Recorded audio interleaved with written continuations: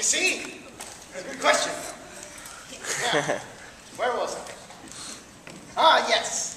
The killer also could have been... Respected General!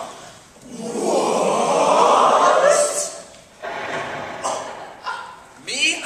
You're barking up the wrong tree, Inspector. Am I? Would you mind telling me how you were discharged from military service? Correction. I retired. Really? Keep in mind, respected General, you are under oath. No, he's not. Well, can you pretend you're under oath? Fine, but only because I like make-believe. It was the spring of 1992, the 6th and final year of the American-Canadian War. America never went to war with Canada. Your mother never went to war with Canada.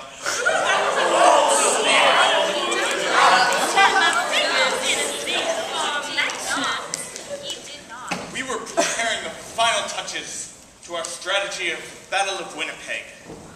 I remember it so clearly.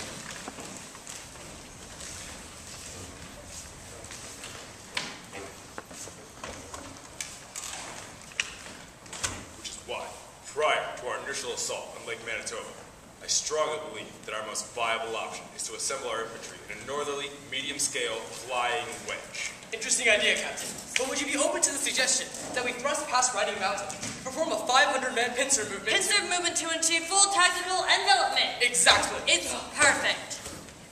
Well done, gentlemen. We'll finally crush those Canadian dogs. Huzzah! There's just one open question remaining, General. We still haven't decided if we should begin by flanking the Chesterfield forces from the south. I think we should. It seems our best option. I disagree, Lieutenant. It's too risky if the Canucks Assembly finish Maudie defense. What do you think? Should we flank from the south? Excuse me, I have to use the restroom. I'm terribly sorry. That's so odd. What?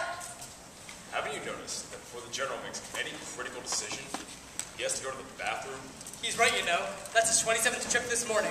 Gentlemen, let's cut the General some slack, saying as though he finishes off like 10 Snapples a day. Of course, that's Gotta give him taste. that. But, while we're waiting, you guys want to pillow fight? Yay!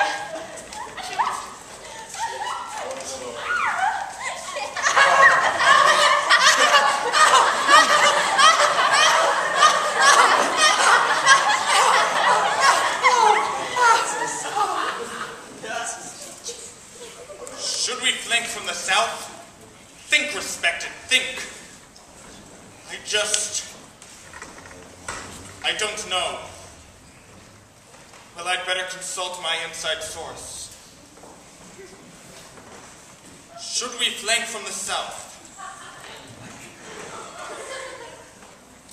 All signs point to yes. It's settled then.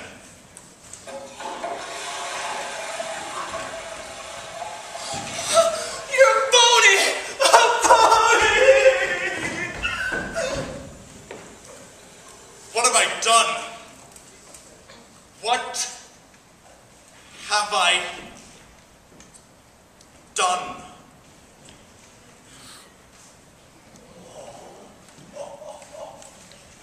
You used the magic 8-ball to make a military decision. I needed a second opinion. Such tactics weren't so uncommon in military history.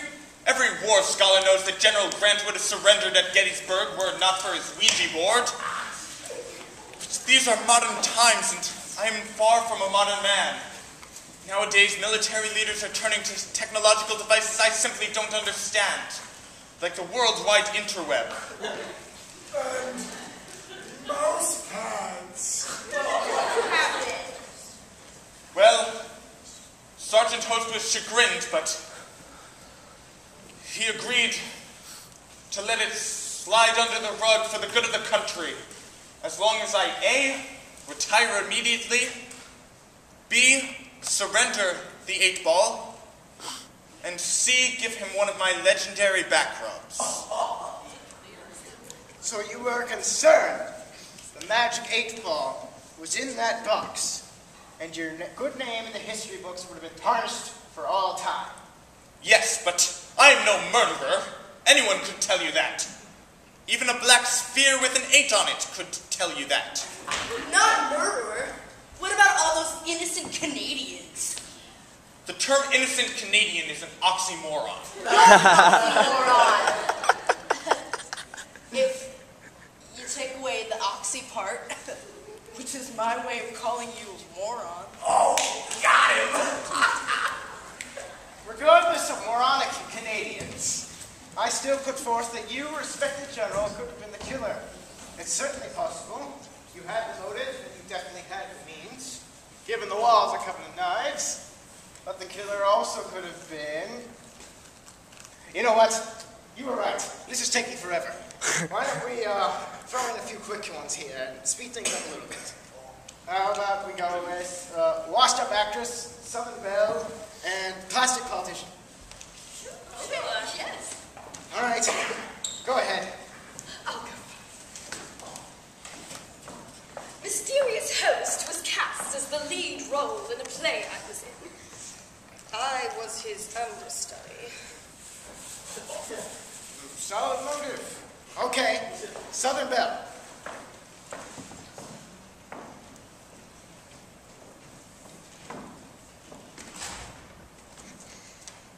I lost all my money when I invested my life savings in a company that specializes in microwavable popsicles. Given my desperation, and given that Mysterious Host is my brother, when no one was looking, I stole his will and crossed out everyone's name but mine. You are adopted! What?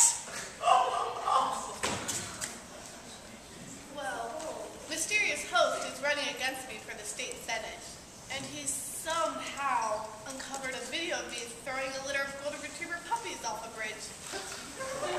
God bless America. Well, that was really efficient. But I really want to get back to the reenactments. I spent all night typing up the scripts. So you could have been the killer, washed-up actress, Southern Belle, or plastic politician. It's certainly possible you had the motive, and you definitely had the means, given the walls are covered in knives. But the killer also could have been... Boy Band Reject! What? Chew and swallow before you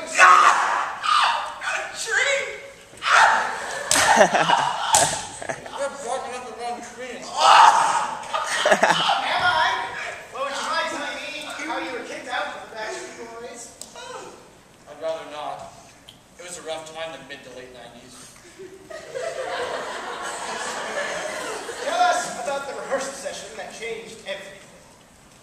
If you insist, Inspector. If you insist. It was 1995, and the boys and I were finishing up our first single, Lovin' You. Oh, no. Oh, hell yeah.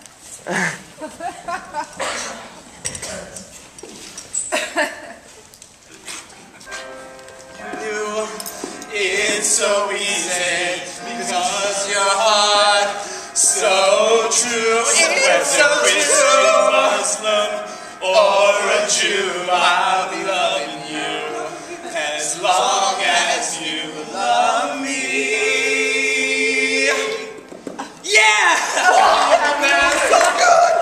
Hey, gentlemen. I've got a hunch, and that hunch is telling me this song is gonna go straight to #1.